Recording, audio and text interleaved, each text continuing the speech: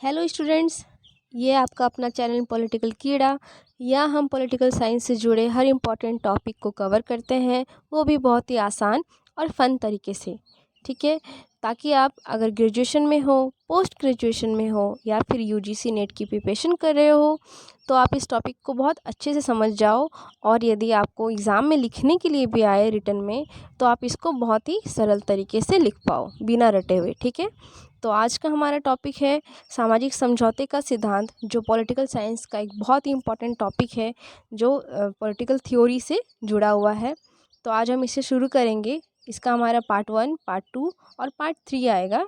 तो आज हम पार्ट 1 पढ़ेंगे, जिसमें सामाजिक समझौते सिद्धांत का इंट्रोडक्शन पढ़ेंगे। इसमें हॉब्स का विचार देखेंगे। ठीक है, तो चलिए शुरू करते हैं। तो सबसे पहले हम थोड़ा प्रीवियस नॉलेज को देखेंगे। हम पढ़ रहे थे पॉलिटिकल थ्योरीज, जिसमें से एक है ये सामाजिक समझौते का सिद्धांत। इससे पहले हमने और भी पढ़े हैं दैवीय सिद्धांत, शक्ति सिद्धांत, जिसके वीडियो आपको प्लेलिस्ट में मिल जाएंगे, आप उसे जाके देख सकते हैं। ठीक है, तो आज का हमारा टॉपिक है सामाजिक समझौते का सिद्धांत। ठीक है, तो शुरू करते हैं इसका इंट्रोडक्शन। सबसे पहले सामाजिक समझौते का सिद्धांत राज्य की उत्पत्ति का एक महत्वपूर्ण सिद्धांत है। इस सिद्धांत के अनुसार राज्य ईश्वरीय संस्था न होकर एक मानवीय संस्था है। जैसे कि दैवीय उत्पत्ति के सिद्धांत में कहा गया है कि राज्य एक ईश्वरीय संस्था है और जो राजा होते हैं वो ईश्वर के प्रतिनिधि होते हैं और उसे राजा ने ही भेजा होता है। लेकिन इस समझौते के अनुसार लोगों ने ही आपस में एक समझौता किया और राज्य की उत्पत्ति हुई। इस सिद्धांत के अनुसार राज्य का निर्माण व्यक्तियों ने पारस्परिक समझौते द्वारा किया तथा समझौते से पूर्व व्यक्ति प्राकृतिक अवस्था में रहते थे। इस समझौते से व्यक्तियों को सामाजिक अधिकार प्राप्त हुए। जैसे कि मैंने अभी आपको बताया, इस सिद्धांत के अनुसार क्या हुआ कि राज्य का निर्माण जो हुआ वो व्यक्तियों के समझौते द्वारा हुआ। इससे पहले जो व्यक्ति रहते थे वो प्राकृतिक अवस्था में रहते थे। तो अगर आप इस टॉपिक को पढ़ेंगे तो आपको दो अवस्था देखने मिलेगी। एक प्राकृतिक अवस्था, जिस वक्त कोई राज्य का निर्माण नहीं था, व्यक्ति स्वतंत्र रहते थे, अपने ही विचार से अपना कार्य करते थे। और दूसरा राज्य के निर्माण के बाद की अवस्था। ठीक है, तो इस सिद्धांत के प्रतिपादक मानव इतिहास को दो भागों में बांटते हैं। जैसे मैंने आपको बताया, पहला प्राकृतिक अवस्था का काल, मतलब जब राज्य का निर्माण नहीं हुआ था उस वक्त का अवस्था। दूसरा नागरिक जीवन के प्रारंभ के बाद, जब वो राज्य बन गया, वहाँ के नागरिक लोग कहलाने लग गए, तो उस जीवन के बाद का जो अवस्था था। ठीक है, इस सिद्धांत के सभी विचारक और प्रतिपादक अत्यंत प्राचीन काल में एक ऐसी प्राकृतिक अवस्था के अस्तित्व को स्वीकार करते हैं। इस अवस्था के अंतर्गत जीवन को व्यवस्थित रखने के लिए कोई राज्य या संस्था नहीं होती थी। तो अभी हम लोग बात कर रहे हैं पहली अवस्था के बारे में, जो है प्राकृतिक अवस्था का काल। ठीक है, तो इस वक्त क्या था, कोई संस्था नहीं थी, है ना। इस अवस्था के अंतर्गत जीवन को व्यवस्थित रखने के लिए कोई राज्य या संस्था नहीं थी। इस सिद्धांत के प्रतिपादकों में प्राकृतिक अवस्था के संबंध में परस्पर मतभेद है। जब हम इस सिद्धांत के बारे में आगे पढ़ेंगे, हॉब्स, लॉक और रूसो के बारे में, तो इन तीनों ने प्राकृतिक अवस्था को अपने अपने तरीके से डिफाइन किया है। ठीक है, तो तीनों के अलग अलग है। सामाजिक समझौते के सिद्धांत का विकास कैसे हुआ, देखिए। महाभारत के शांति पर्व तथा कौटिल्य की पुस्तक अर्थशास्त्र में भी इस स्थिति का वर्णन मिलता है कि अराजकता की स्थिति से त्रस्त होकर मनुष्यों ने परस्पर समझौते के द्वारा राज्य की स्थापना की। ठीक है, तो ये हमें ये जो समझौते का सिद्धांत है, इसके कुछ अंश मिलते हैं, है ना, महाभारत के शांति पर्व में भी। और कौटिल्य यानी चाणक्य की जो बुक है अर्थशास्त्र, जो नाम है अर्थशास्त्र, किंतु इसमें सारी राजनीति है टॉपिक, तो इसमें भी इस सामाजिक समझौते का हमें अंश मिलता है। यूनान में सोफिस्ट वर्ग ने सर्वप्रथम इस विचार का प्रतिपादन किया। इस सिद्धांत का समर्थन कई विचारकों द्वारा किया गया, परंतु इस सिद्धांत का वैज्ञानिक और विधिवत प्रतिपादन संविदावादी विचारक हॉब्स, लॉक तथा रूसो द्वारा किया गया। जैसे मैंने आपको बताया कि इस सिद्धांत का जो है बहुत लोगों ने समर्थन किया और यूनान में सोफिस्ट वर्ग ने इस विचार का प्रतिपादन किया, लेकिन इसका जो वैज्ञानिक और एकदम मैनेज तरीके से जो इसका प्रतिपादन किया गया, वो हॉब्स, लॉक और रूसो के द्वारा ही किया गया। तो हम सबसे पहले पढ़ेंगे हॉब्स के बारे में। ये है हमारे हॉब्स का सामाजिक समझौता जानने से पहले हम इनका थोड़ा इंट्रोडक्शन जान लेंगे, इनके बारे में थोड़ी जानकारी प्राप्त कर लेंगे। थॉमस हॉब्स इंग्लैंड के निवासी थे। उनके समय में राजतंत्र और प्रजातंत्र के समर्थकों के बीच गृहयुद्ध चल रहा था। देखिए, किसी भी विचारकों का जो विचार होता है ना, वो उनके समय, वो जिस जगह पे, वो जिस देश में वो रह रहे थे, उस वक्त वहाँ की क्या परिस्थितियाँ थी, उनका उनके विचारों पे बहुत ही गहरा असर पड़ा रहता है। ठीक है, इस बात को आप ध्यान से समझिए, आपको हमेशा काम देगा। क्या होता है कि जिस वक्त वो उनका जन्म हुआ होता है, जिस वक्त वो बच्चे होते हैं, उनको सोचने की क्षमता आ जाती है, तो जैसी ही परिस्थितियाँ वो देखते हैं, उसी तरह के उनके विचार हो जाते हैं। तो जब भी आप इनके बारे में डिटेल्स पढ़ोगे, जब आप नेट की प्रिपरेशन करोगे, तो आप उनके जो जानकारी पढ़ोगे, तो उससे आपको पता चलेगा कि जिस वक्त उनका मतलब अस्तित्व था, जिस देश में वो जिस वक्त रह रहे थे, उस वहाँ की सिचुएशन का उन पे बहुत ही असर पड़ा हुआ रहता है, हर विचारकों का। ठीक है, तो हॉब्स के समय क्या हुआ था कि इंग्लैंड में राजतंत्र और प्रजातंत्र वाले जो विचारक थे, उनके बीच में गृहयुद्ध चल रहा था। ठीक है, तो हॉब्स का, एक सेकेंड, सॉरी, हाँ, हॉब्स का विश्वास था कि देश में शांति तथा व्यवस्था की स्थापना के लिए शक्तिशाली राजतंत्र का होना अति आवश्यक है। जैसा कि वो देख रहे थे कि जो प्रजातंत्र वाले समर्थक है, राजतंत्र वाले समर्थक है, दोनों ही आपस में झगड़ रहे हैं, जिस वजह से वहाँ का माहौल बहुत ख़राब है।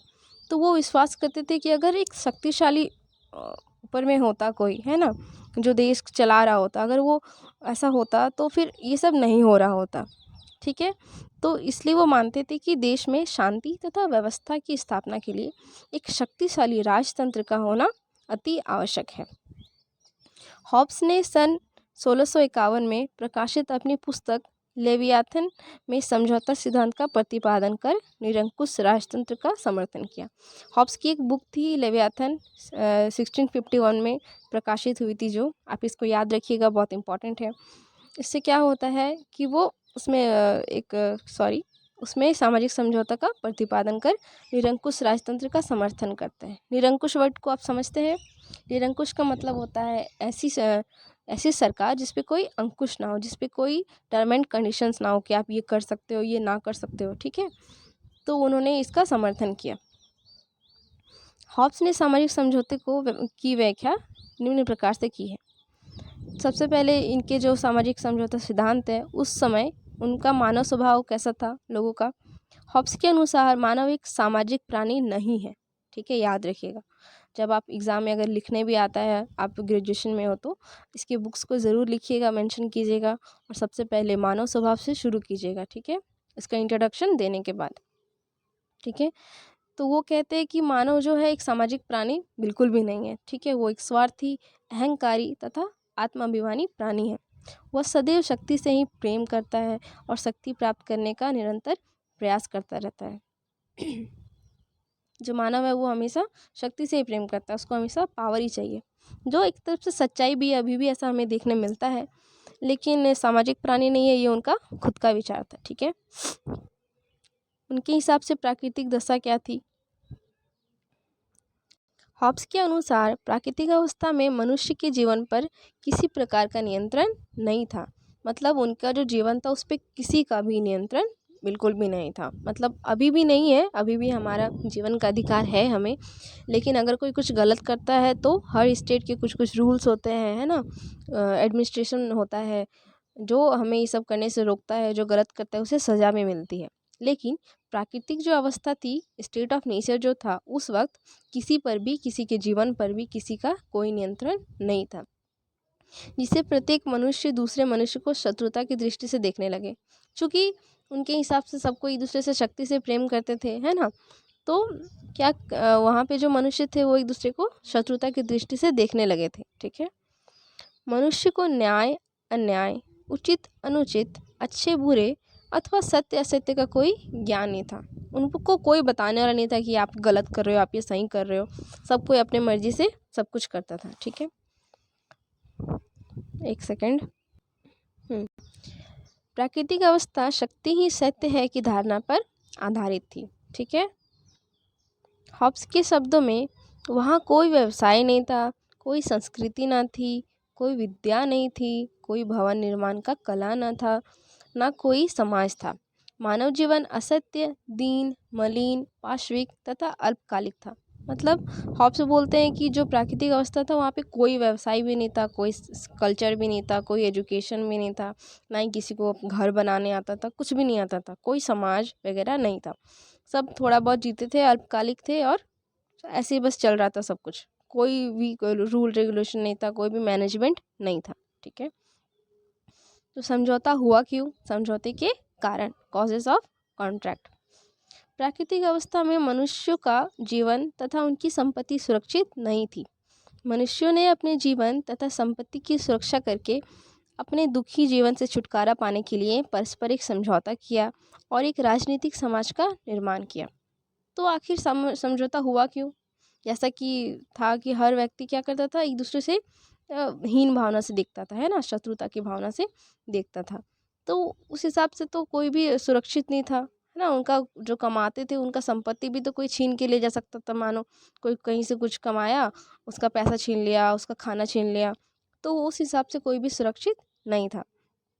तो अपना जीवन और संपत्ति की सुरक्षा करने के लिए मनुष्यों ने क्या किया, एक समझौता किया। ठीक है, कि हम एक राजनीतिक समाज का निर्माण करेंगे। तो समझौता, कॉन्ट्रैक्ट। हॉब्स के अनुसार प्राकृतिक अवस्था का अंत न करने के लिए हॉब्स के अनुसार प्राकृतिक अवस्था का अंत करने के लिए सभी व्यक्तियों ने मिलकर समझौता किया। हॉब्स के शब्दों में, मैं इस व्यक्ति अथवा सभा को अपने अधिकार और शक्ति का समर्पण करता हूँ जिससे कि वह हम पर शासन करे, परंतु इस शर्त पर कि आप भी अपने अधिकार और शक्ति का समर्पण इसी रूप में करें और इसकी आज्ञाओं को माने। ठीक है, सब लोगों ने मिलकर समझौता किया और बोला कि आपको जो अधिकार मिल रहे हैं आप इसका अच्छे से उपयोग करें और हम भी अपने सारे जो अधिकार है, शक्ति है, सब आप ही को समर्पित करते हैं। इस समझौते के अंतर्गत शासक का कोई पक्ष नहीं था। जो शासक जो बना उसका खुद का कोई पक्ष नहीं था। ठीक है, मतलब वो कुछ नहीं बोला था। ये जो सेंटेंस है जो हॉब्स ने बताया वो किसका था? वो जो लोगों ने मिलकर समझौता किया और अपने शक्ति का समर्पण कर दिया जिस शासक को, उसके लिए था। तो नेचर ऑफ न्यू स्टेट क्या था? नवीन राज्य का रूप कैसा था? हॉब्स के समझौते द्वारा निरंकुश राजतंत्रात्मक राज्य की स्थापना की गई। मतलब राजतंत्र का ही स्थापना किया गया, लेकिन निरंकुश। वो जो राजा जो चाहेगा वही करेगा, उस पर कोई भी किसी भी प्रकार का कोई रूल रेगुलेशन नहीं होगा कि आपको यही करना पड़ेगा, आपको वही करना पड़ेगा। राजा जो चाहेगा, जो सही होगा, वो खुद डिसाइड करेगा। शासक के प्रजा के प्रति कोई कर्तव्य नहीं है, यहाँ तक कि शासक का भी कोई कर्तव्य नहीं है, वो जो चाहेगा वही करेगा। तथा प्रजा का शासक वर्ग के विरुद्ध विद्रोह करने का अधिकार प्राप्त नहीं है। यहाँ तक कि जो प्रजा होगी वो भी शासक वर्ग का विरोध नहीं कर सकता। ठीक है, तो आज हमने पढ़ा सामाजिक समझौते का सिद्धांत, इसका इंट्रोडक्शन और हॉब्स का सामाजिक समझौते का सिद्धांत। ठीक है, इसके बाद हम नेक्स्ट वीडियो में पढ़ेंगे लॉक का सामाजिक समझौते का सिद्धांत। ठीक है, तो आज के वीडियो के लिए बस इतना ही। वीडियो कैसा लगा कमेंट पे ज़रूर बताएं और ऐसे ही वीडियो के लिए हमें सब्सक्राइब करें और अपने दोस्तों के साथ शेयर भी करें ताकि हमें मोटिवेशन मिलता रहे। ठीक है, thank you so much for watching.